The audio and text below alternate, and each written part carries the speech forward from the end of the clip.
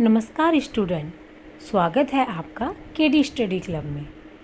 हमने क्लास 6 हिंदी वसंत बुक का चैप्टर 10 जो कि एक कविता है झांसी की रानी पढ़ा था। आपने इसमें पढ़ा कि किस बहादुरता से, किस साहस से रानी लक्ष्मीबाई ने अंग्रेज़ों का सामना किया और वह वीर गति को प्राप्त हुई। तो इस कविता से रिलेटेड आज हम प्रश्नोत्तर करने जा रहे हैं। इससे स्टार्ट करने से पहले आप बच्चों से एक क्वेश्चन है, क्या आप बता सकते हैं कि रानी लक्ष्मीबाई का असली नाम क्या था? कमेंट बॉक्स में कमेंट करके ज़रूर बताएं। और यह कविता आपको कैसी लगी इसके बारे में भी ज़रूर लिखें। अब करते हैं प्रश्न 1, जिसके 2 खंड हैं एक ही लाइन से जुड़े हुए। किंतु काल गति चुपके चुपके काली घटा घेर लाई। ये जो पंक्ति है, इस पंक्ति में किस घटना की ओर संकेत करा गया है? इस कविता में सुभद्रा कुमारी चौहान जी ने जो यह पंक्ति कही है कि काल गति चुपके चुपके काली घटा घेर लाई, तो ये किस घटना, कौन सी घटना की ओर संकेत करती है? घटना जब रानी लक्ष्मीबाई जी का विवाह होता है और उसके बाद जब अचानक ही उनके पति की मृत्यु हो जाती है तो उन पर जो है दुखों का पहाड़ टूट जाता है। कैसे वह विधवा हो जाती हैं छोटी सी उम्र में, कैसे उन पर दुखों का पहाड़ टूट पड़ता है। तो वह इस काली घटा, ये काली घटा की ही बात करें, काली घटा जो होती है वो अच्छी नहीं होती, वो शुभ संकेत नहीं है इसके कविता के अनुसार। तो वो उनके जीवन में बहुत बड़ा कष्ट है कि अभी तो शादी हुई थी और कुछ टाइम बाद ही वह निसंतान ही इस दुनिया से चल बसते हैं, कोई उनके संतान नहीं होती है। दूसरी है कि काली घटा गिरने के बाद क्यों कही गई है?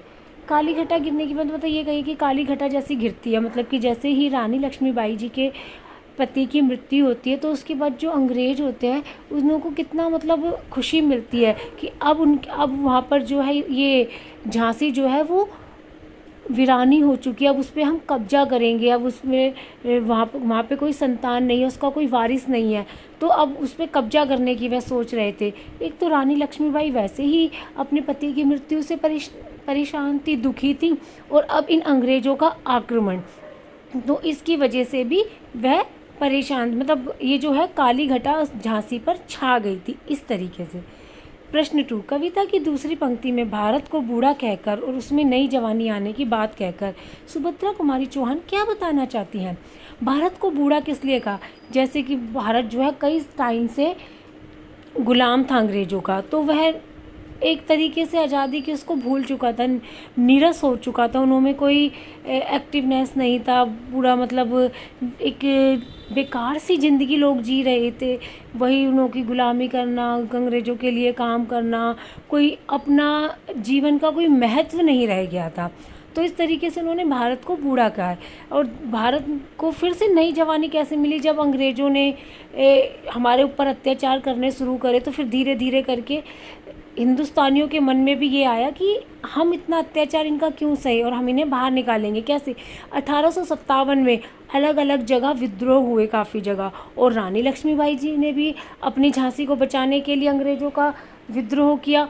तो इसको लेके काफ़ी जगह पर 1857 की क्रांति हुई है, तो इसको नई जवानी का है, ताकि मतलब जो नीरस हो गए थे इंसान, जो एक्टिवनेस लेस हो गए थे, उन्होंने कोई एक्टिवनेस नहीं थी और अपने आप को मतलब बहुत ही एक बेकार सा जीवन जी रहे थे, उन्होंने भी एक उम्मीद जागी, उन्होंने में भी एक साहस आया कि हम अंग्रेज़ों को मार भगाएंगे, अपने देश से उनको खदेड़ देंगे और अपना देश आज़ाद कराएंगे। झांसी की रानी के जीवन की कहानी अपने शब्दों में लिखो और यह भी बताओ कि उनका बचपन तुम्हारे बचपन से कैसे अलग था। अब झांसी की रानी के जीवन की कहानी, जो हमने ये पूरी कविता पढ़ी है, तो इसमें किस तरीके से झांसी की रानी का वर्णन किया गया है कि किस तरीके से वह एक वीरांगना थी, वह लड़ाई करती थी, किस तरीके से वो खेल खेलती थी और वह नाना साहब के साथ ही खेलती थी, उन्हीं के साथ पढ़ती थी, किस तरीके से उनकी शादी हुई और फिर वह विधवा हो गई और वहाँ अंग्रेज़ों से लड़ते लड़ते वह कैसे वीरगति को प्राप्त हो गई, और उनका बचपन हमारे बचपन से कैसे अलग है। तो उनका बचपन कैसे अलग है, देखो वो जब बचपन में क्या था, उनका जो खिलौने थे, ये तलवार, कपाल, ये सभी मतलब ये तीर कमान, ये सब उनके खेल खिलौने थे। और खेल क्या था, वो क्या खेल खेलती थी? युद्ध रचना, व्यू रचना, दुर्ग तोड़ना और नकली युद्ध की वो करना, मतलब व्यू रचना करते थे, नकली युद्ध लड़ती थी। तो ये उनके खेल थे। और आजकल के बच्चों के खिलौने क्या है? ये मतलब कंप्यूटर से खेलते हैं, और ये इलेक्ट्रिक टॉय वगैरह आ गए हैं, रिमोट से चलने वाले कारें वगैरह हैं। और फिज़िकली वर्क भी थोड़ा बहुत बच्चे बाहर खेलते हैं, कंप्यूटर से गेम खेलते हैं, कैरम खेलते हैं, बैडमिंटन खेलते हैं। पर उस तरीके की ये आप तलवार लेके लड़ाइयाँ तो नहीं करते हैं ना, इस तरीके के खेल नहीं खेलते। तो उनके खेल में और हमारे खेल में ज़मीन आसमान का फ़र्क है। प्रश्न 4, वीर महिला की इस कहानी में कौन कौन से पुरुषों के नाम आए हैं? इतिहास की कुछ अन्य वीर स्त्रियों की कहानियाँ खोजो।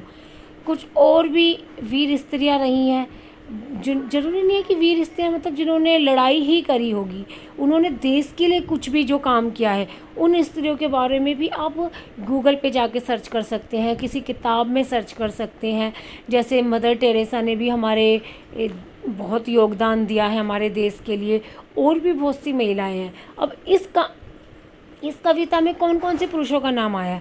जब हमने ये पढ़ा था तो आपने देखा था कितने सारे महापुरुषों का इसमें नाम लिया गया है, जो कि ये 1857 के विद्रोह में शहीद भी हुए थे।